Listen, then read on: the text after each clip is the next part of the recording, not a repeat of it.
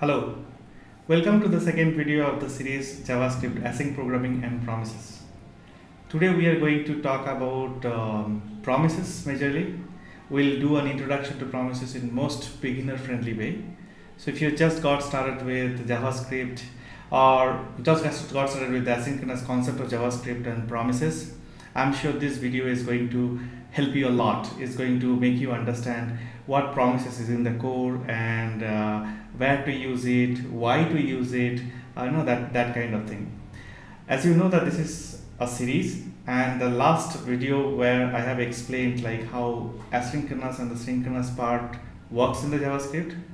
Before I proceed with this video, I would like to thank all my viewers for liking and sharing and commenting the last video.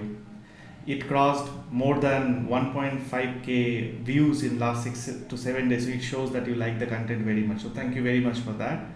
I will try my best to make this video as good as the last one, and I hope that you will continue to enjoy this content. So in this series, after this video, we'll catch up on few other concepts like promise chaining, async await, common mistakes that we make with promises, and finally we'll talk about my experiences in interviewing people and asking them the promise questions and the kind of responses that I get back, and we'll take certain use cases and scenarios to make you ready for your interviews where you can face promises related questions quite confidently. So that's the goal, right? So as I said again, in today's video it will be an introduction to promises in most beginner friendly way. Let's get started. So in the introduction to promises video, I'm going to teach you promises with a story. The story that all of us mostly aware of because we have heard it lot of time in our childhood as a nursery rhyme. Yeah, I'm sure that you probably guessed it with the picture that I'm talking about, that Jack and Jill went up the hill nursery rhyme, right? So we'll be learning promises keeping this story at the background, and this is just to make sure that I am able to articulate this particular subject in most beginner friendly way. Okay, so let's get started. So of course in this story there is a hill and there are two characters. One is Jack, another is Jill, and they went up the hill to fetch a pail of water, right? So this is Jack, this is Jill. And in this rhyme, what happened is like when Jack and Jill go at the top of hill, they fetch some water, and once they try to come down, there is a disaster that they face, and they fall down. Both the siblings fall down, and they kind of come downhill like that. But in my story, I just made a small twist. So in this story, once Jack and Jill they go up the hill to fetch some water, their grandparents actually waiting somewhere at the down. They are waiting for them to bring some water so that they can start cooking. And once the water reaches to downhill to the parents will start cooking with that food, everybody will be satisfied. Now while these kids are fetching the water from the uphill, the grandparents are actually not sitting idle. They are planning the rest of the day. They probably have to do some washing, they have to do some gardening, they have to take these kids to the park, and a lot of things that they are discussing, they are actually planning, right? So in this entire story, there are few terms that I have taken. The one term is promise, because they have promised that they will get some water, to their grandparents, and they went up the hill. And then I told that they went to fetch the water from the uphill. I have also, this term that I have used is fetching the water. Now there are two possibilities. One possibility, of course, they get the water, come down, and the cooking happened. It means the promise fulfilled. There could be another,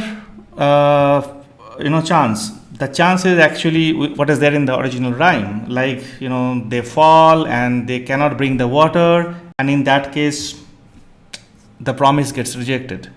The cooking doesn't happen.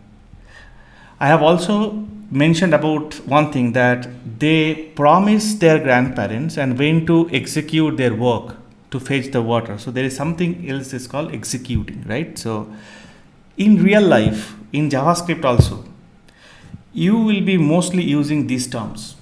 Like there will be a fetch, you'll be fetching some data probably from the data store, you'll be fetching some information from a backend service or anything. And that fetching is not going to be synchronous. It means that fetching is going to take some time, and you don't want your other code or other processes to halt for that particular response. Rather, it should plan for something else. It should actually do something, its activity. And once that promise is fulfilled, promise is going to give back the results. If the promise is rejected, it is going to give back certain error. So in the JavaScript also, you will be hearing these terms, you will be using these terms when you explain somebody what is promise, when you work with promise, or when you try to figure out like what is happening around promises. So I hope this story connects somewhere with the real life promises. Do you want to see that just as an overview? Let's do that. So here I have put a comparison chart. The comparison chart between the terms that we use in real life with JavaScript and the thing that we have seen in our story. Don't worry at all if you find certain things confusing at this point of time. We'll do some hands-on exercise, and after that we'll revisit this chart once again so that you can start relating the JavaScript promises terminologies with the real life story. And why it is important? Because it is very, very hard to grasp a subject properly if you don't find a great analogy of it with your real life examples. The moment you find an analogy, your learning become much easier, right? So I have learned my entire life with a lot of analogies, and that's the reason I'm trying to teach in the same way. So in our story, the promise is the kids made, Jack and Jill made to fetch the water. In JavaScript, there is something called executor functions in promises. We'll discuss that. We'll see that. The executor function is something that does it work to either keep the promise or reject the promise. So in this case, the fetching the water was the execution function. And then activity is of course the fetching. Expected data in response is water. Who are the consumers? Grandparents, because they were waiting. If the promise fulfilled, then they successfully get the water. If the promise rejected, it means the disaster happened in getting the water, Jack fell down, that story happened. And task after getting the water successfully is cooking, right? Now, same analogy can be really used for anything in your real life example also. When you fetch a data from the server, for example, you want to fetch user data from a data store. So the user data fetching from data store is your promise. The executor function is fetching the data. Activity is fetch. Expected data after response is the user data. Consumers, the program that will be using that user data to process further. If it is resolved and fulfilled, you successfully get the user data. If it is rejected, you get an error. And task after getting the data successfully, whatever. Maybe after getting user data, you want to check whether the user is having certain permissions or not. So everything can fall under same box while you work with promise. It is not at all difficult subject. It is an easy subject, and you just need to understand with certain analogies and program, right? So what we will do now, we will do some hands-on coding, and we'll try to connect all the dots together. Basically, whatever we have discussed so far, the analogies we spoke, and we'll see like how in real life, real coding that can be connected, right? While we are working with promises. So you're with me. Let's get started with some of this promise concept. So in JavaScript, promises are special objects basically. So you can create promise with the promise constructor and the new keyword. So when you do new promise, is going to create a promise for you. But there is one important thing. If you notice that when I was talking about the analogy, I was talking about something called executor function. The executor function is something where you are going to write your code. Basically, that is where all your business logic should go. Like what exactly you are trying to fetch, or what kind of activity that you are trying to plan. So that executor function, you actually pass to this promise constructor, and there is a specific signature for this executor function. How it is? Let's write. So it is function, and then it takes two parameters. One is resolve, another is reject, right? And as it is a function, I'll be closing with this parenthesis, and I hate this pilot while coding, so let me deactivate it for a moment. Okay, all right, so I have created a promise, and the promise takes an executor function. This is the executor function. The executor function has a specific signature which takes two parameters, resolve and reject. You don't create these parameters. JavaScript provides you these two parameters, so that whenever after doing your business logic, if all good and you want to return a result, you call this resolve function. Resolve is a function. Okay, you call this resolve function. If you want to say that, somehow this promise is not fulfilled, there is a problem with this, I'm not able to fetch the data, then you call reject to tell that there is an error. That's why these two are there. Now what we can do is, like, as we have this promise, let's store this promise in a variable, like, so let promise equals to this. That's pretty much it, our first promise. And you will be doing, of course, do something here, do something meaningful here, and then resolve or reject. So this is our first promise that we have created. So I'll just recap it once. A promise is a JavaScript object that allows you to make asynchronous calls. It provides a value when async operation completes successfully, or produces an error when it doesn't complete. That's its job. You can create the promise using a constructor method with new promise. We need to pass a function to the promise constructor. This is the function. This function is called the executor function. That is the fetching the water, in our story. The executor function takes two arguments. One is resolve, another is reject. These two are callback functions for the executor to announce an outcome, if it is a success or failure. You don't do this. JavaScript provides you these two. You just call them based on the situation. The resolve method indicates the successful completion of the task, like fetching water. The reject method indicates an error. In our story, the disaster of Jack and Jill falling down and unable to fetch the water. So in our Jack and Jill story, how the executor function may look like. Let's do something about it. Okay. So let's say there is a value, and the value is water. Okay, so you have fetched the water. Let's assume like that. So the moment the water is fetched, got the water.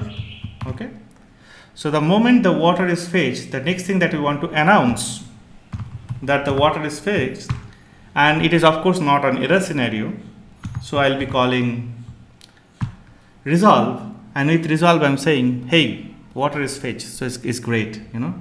Now what happened in the scenario when Jack fell down and broke his crown? So let's write that. I'll copy this guy, and let's promise error scenario. In this case, this is a case of oops, Jack fell down, that sort of thing, and broke his crown, and Jill came tumbling after. So in that case, what we'll be doing, we'll be rejecting this promise because we could not get the water. So we'll say reject, and when you reject, it is always a great practice that you reject with an error. Why? Because whether you resolve or reject a promise, you are doing everything for somebody to consume it, the consumer. In our story, the consumer are grandparents. They either consume the water, or they either consume the message that there is some disaster happened because of that they are not getting the water. So because of that, because of this reason, the consumer gets notified. You either resolve or you reject. So resolve we have seen. Now we'll be seeing the reject part of it. So we'll do a disaster. Okay. So we have seen both resolve and reject part in our story, right? So I hope that you understood the concept of promise, the consumers, executor function, resolve, reject, all the part of it. Now once you go a little bit deep down with promises, we also need to understand something called promise states. It is very important to understand different states of a promise, so that we, when it comes to debugging, you know it very well. You actually appreciate each of the part of it when you do the debugging, right? So in the Jack and Jill story, the grandparents were not waiting, right, when the kids went to fetch the water. They were planning the day in the meantime. But Jack and Jill informed them in both the cases of getting the water successfully, or in case they met with the disaster, in both the cases.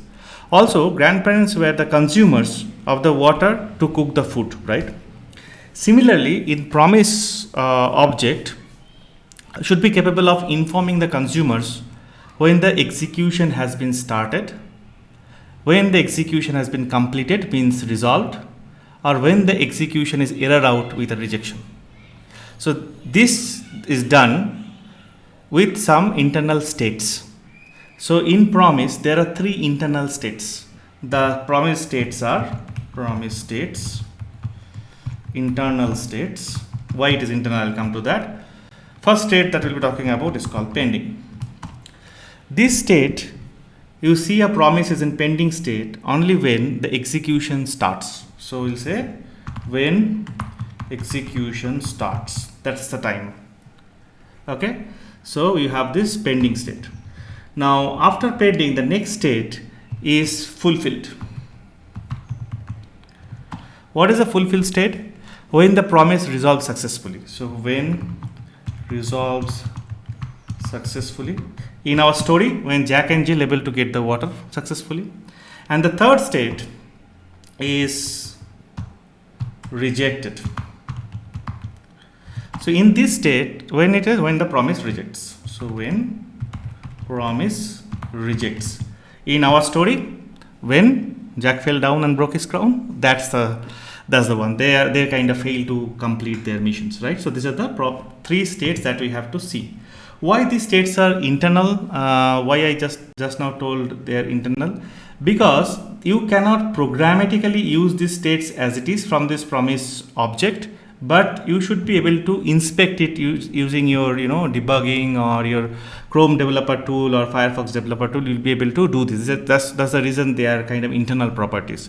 So in future we will learn some promise APIs through which you will be able to get some of the state information, but until you get there, let's assume that you don't get to see the states, use the states programmatically in your program from this promise directly. However, in the debugging, in your inspector, debug inspector, you'll be able to inspect the states, right? So that's why there are internal properties.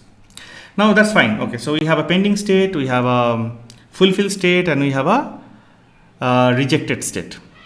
So when a promise is in fulfilled state or rejected state, any of the states, right? Either fulfilled or rejected, maybe plus is not the kind, fulfilled or rejected state, we tell this promise is settled. Means this is done. I don't have anything to do with this promise. So if a promise is fulfilled or rejected, we call the promise is settled. So whenever you hear somebody to say this is a settled promise, so that means that either the promise is fulfilled or is rejected. So we spoke about the state. The next thing that I'm going to talk about is result. What kind of result that you can expect from the promise? You means the consumer, right? Who is actually waiting for this promise response. What kind of result they are expecting? So there are 3 types of result that you can expect. So result that you can expect. The first kind of result is undefined. So when do you get an undefined? Of course, when the state is pending, the pending state, where just the execution has just started. That's the time that you get the undefined state. So we'll say that's the initial phase when state is pending. Then you get the undefined part. Then the other two possible values you get is, one is called value. That means when promise resolves, and the third is of course the error when promise rejects. So these are the 3 possible results you can expect from the promise based on whatever the states they are in, right? So these are few theories that you need to remember, because whether you are attending an interview or you are doing a debugging, or one of your colleague is asking some questions about promises, and you probably need to answer correctly about the states and result. So it is important for you to know this. So we discussed like how to create promises. We discussed like what are the states. We discussed like what are the possible results.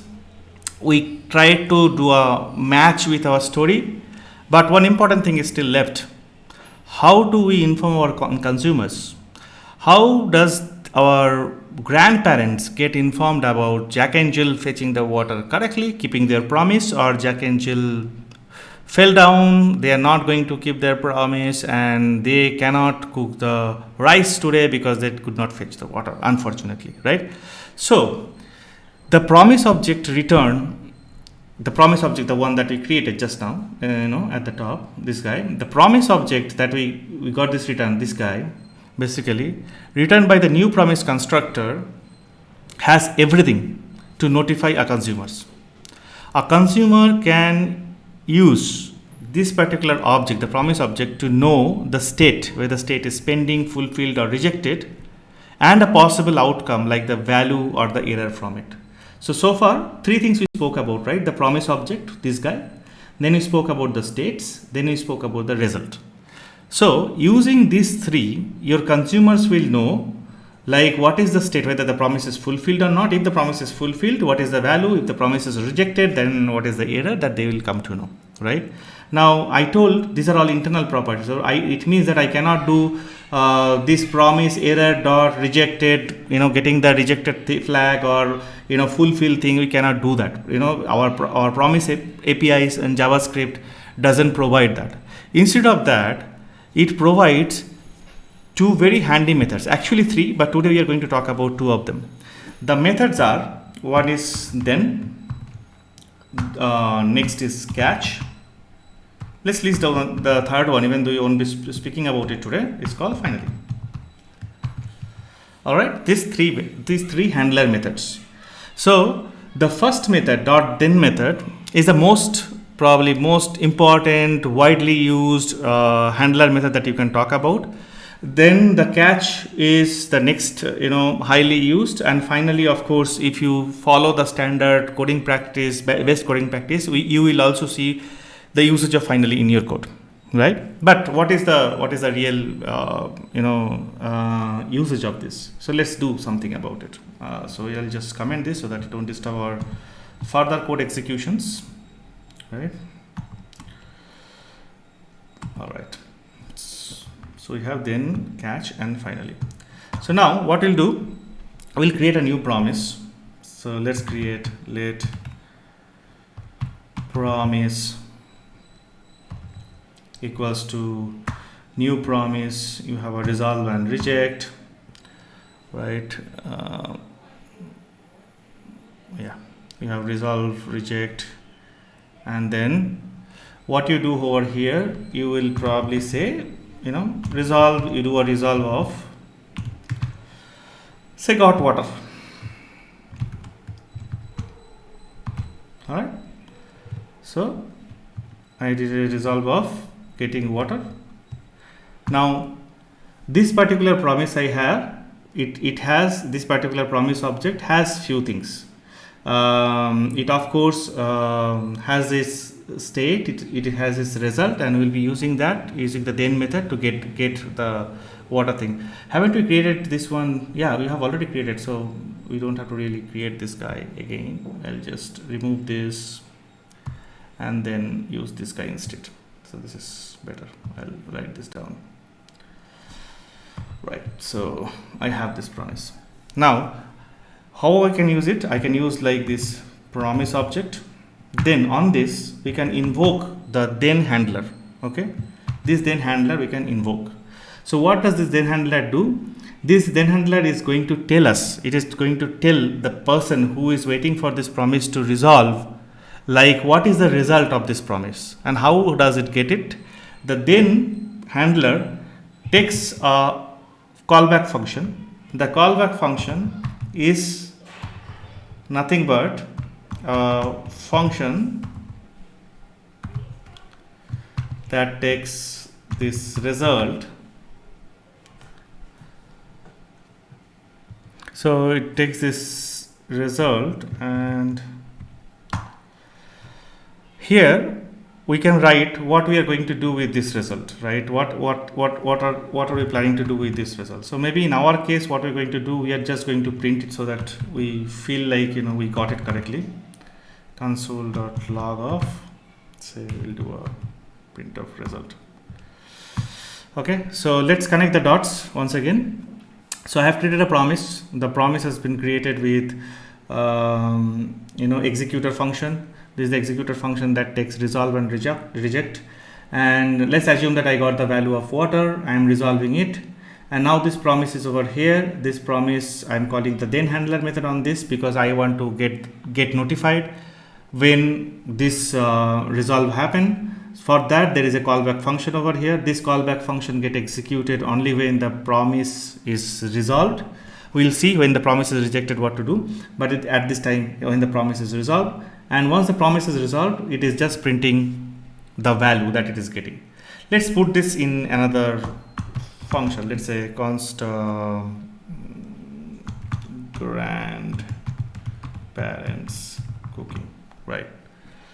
So I'll just write an arrow function, maybe as I'm used to, but yeah, you can write any other functions, normal functions as well. And then let me just call this one and check the output. All right, so there is an output called water. So now you can use this result in whatever ways you want. For example, once we get the water, we want to start the cooking, right? So what we'll be doing, maybe we can say cooking with, as simple as that. So now, you know, it is just going to print me that I'm going to cook with water. Of course, here is the output. I'm cooking with the water. So I hope you understand this connection, that I have created a promise, and once the promise got created, grandparents were waiting for the cooking, and they were actually waiting for this promise to fulfill. The promise got fulfilled in this case because Jack and Jill, they were really great kids, and they came down with the water, and once the water is received, the grandparents started cooking and everybody is very happy. So it's a happy scenario. What we'll do now, we'll try to see the little bit sad scenario where, you know, Jack fell down and broke his crown, so they cannot get the water down. So in that case, what is going to happen, right? So for that, what we'll be using our second handler method called catch. So the purpose of catch, you can use this handler method to handle errors, the rejections from promises. As we discussed already, that you know, there could be a error scenario there, you know, where in your regular programming, it could be a network timeout, or it could be a server error, or it could be some kind of validation check at the back end. Due to that, you want to your backend API may be throwing some error, and you want to kind of handle that error and notify all your consumers in your program who are waiting for this particular promise to resolve, that hey, this is an error scenario, this is the error case, right? So let's write the error case right away, right? So what I'll do, along with writing the error case, we'll also do something like, you know, we are kind of fetching the water quite immediately. Instead of that, we'll be pretending that we're making an async call, right? We'll be maybe waiting for a couple of seconds, and once a couple of seconds elapsed, after that we will throw an error saying like Jack fell down and broke his crown, and then we'll notify grandparents that hey, grandparents, sorry for, you know, Jack and Jill made that disaster, and you won't get the water to cook today, right? So let's do this. Now to do this delay, in our last video we have seen a beautiful JavaScript browser API method called setTimeout, right? setTimeout is a function given by JavaScript to us, which that takes a time delay and it executes a function after that particular time delay elapsed. So in our case, we'll give a 2 seconds of delay, and after that we'll reject the promise. So that's our goal. So we'll be changing this one a bit, this programming a bit. Okay. So the first thing we will do is, our intention is not to get the water. Our intention is to reject it as the disaster happened. Okay. So in that case, what we'll do, we'll first do a set timeout. So let's get a set timeout. Set timeout. Okay, it takes a function as I said. So let's take a function. Function is a parenthesis, right? And what it does is basically takes a delay. So let's give a 2 seconds delay, which is like 2000 milliseconds of delay. I don't need this anymore because I'm not going to resolve it. And what I'll be doing will be rejecting it. And for reject, we'll be calling this reject function, that function callback. And as I told, for rejection, you should throw an error. So let's do a new error. And in this, I'll be passing an error message, say, Jack fell down and okay, blah, blah, you all know, broke his crown kind of stuff. So what we have now, having a promise, but this particular promise, unfortunately, it rejects, and it rejects after a delay of 2 seconds. Now let's go ahead and change this grandparents cooking function. So what we'll be doing in this case, instead of then, the only thing that will be changing is catch. So we are handling the error scenario, right? The grandparents are cooking. So they have to know, like, let's do a catch, like, there's something happened. So in this case, the catch, what can be done is like, we are handling an error. You can actually give any variable name, not necessarily it has to be an error. And probably we'll be printing something like, OMG, there is a error dot say message. So as we are throwing this new error with a new error constructor, this message will be there in this message property of the error object, that is get passed to the catch, right? So if we call this now, what we'll see, like after 2 seconds interval, we'll be able to see this particular error is getting printed over here. So let's see that. Okay, it will wait for 2 seconds, I guess. And we got the error, like OMG, Jack fell. Okay, there's a spelling mistake. Jack fell down and broke his crown, and that's all. So I hope you understand the error scenario as well, right? Right, so you corrected this one. Now the spelling mistake is also got corrected, so we are good with it. So I'll just do a quick recap of what exactly happened. A few points to note. We use the reject method here in the above code to reject a promise. You pass any type of arguments to the reject method, like how we did for the resolve. We did a string. However, it is recommended that you use the error objects, right? We will discuss this in much more length in our future videos when we talk about the board error handling. We use catch handler to handle the rejection. In the real world, you will have both dot then and catch, basically, not like once catch, once then. We'll rewrite this program in a while to handle the resolve and reject scenarios both, right? So we learned that in details in the promise chaining in our future video. But let me just rewriting this one a little bit to give you a idea like how exactly you will be writing the code for both then and catch together, so that if there is a resolve, it will go to the then block. If there is an error, it is going to go into the catch block. So we'll just format this a little bit and see how it works. So we'll do like promise dot then. We learned that then takes a callback function with result. And then with result we can do anything. We will do a console.log of cooking starts with the result. In positive case it is the water, right?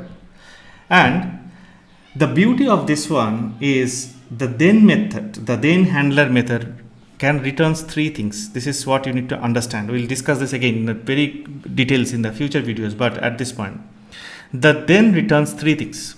Then returns a promise from it, it returns a promise.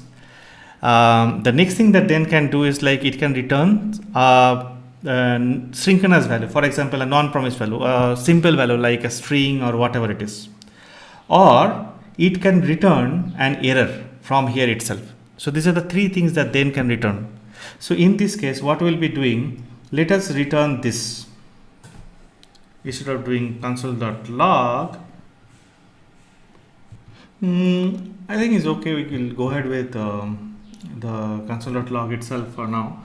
So we have this promise created, then we have endpress cooking, so we kind of handle the resolve with that, and then we'll also handle the error scenario with catch. So I was telling that a promises of then, what exactly it does is basically it can return another promise, and if it returns another promise, we know that we can actually call a then or catch on top of that. That's how it kind of creates a chain, right?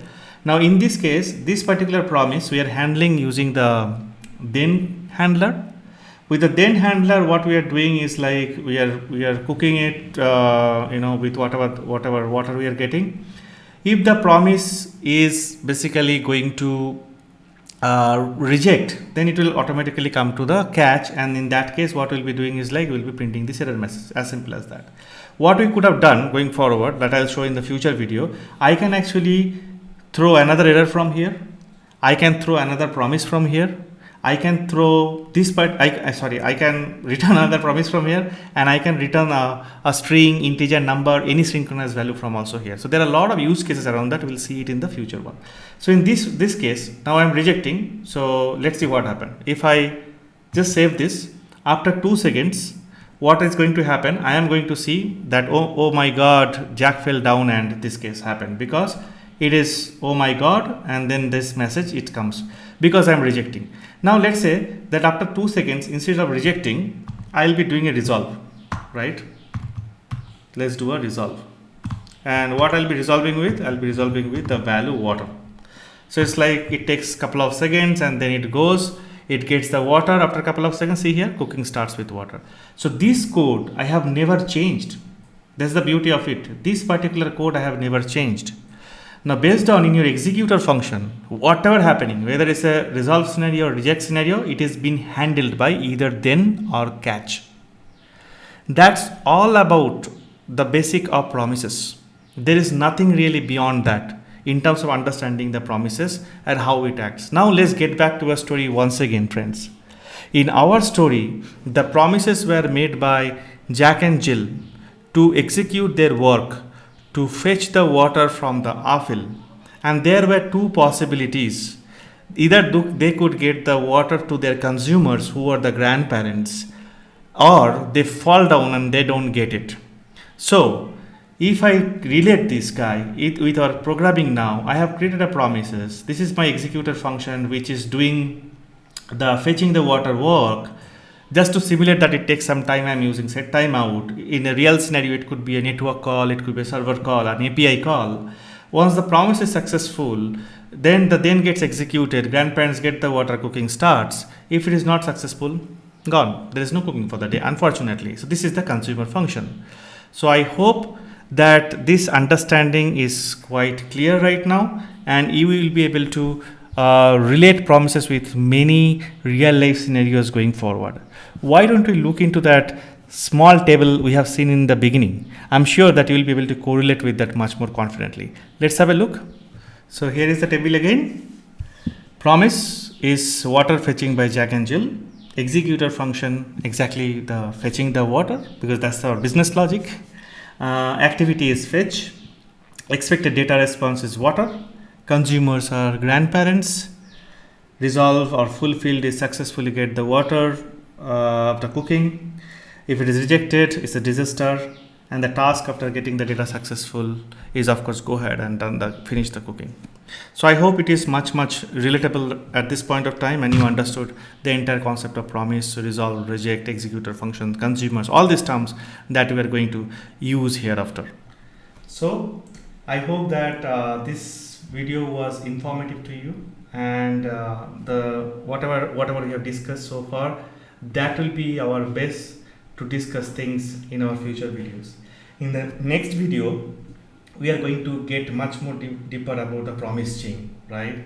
I told you that then can actually return a promise, return a synchronous value, or return an error itself. How then catch get that and then go below the chain? What are the use cases? Why we have to use All this with a lot of real life scenario, just like today we did with Jack and Jill. We are going to do that in the next video. Please stay tuned for that, and until then, take a very good care for yourself. And one request, please subscribe to this channel, because I'm really enjoying sharing my thoughts, my videos, my learning with you, teaching you. And subscribe to this channel. You are going to get much more valuable videos and the tutorials in the future. Please like and share this one, and feel free to comment and let me know that how much you liked it.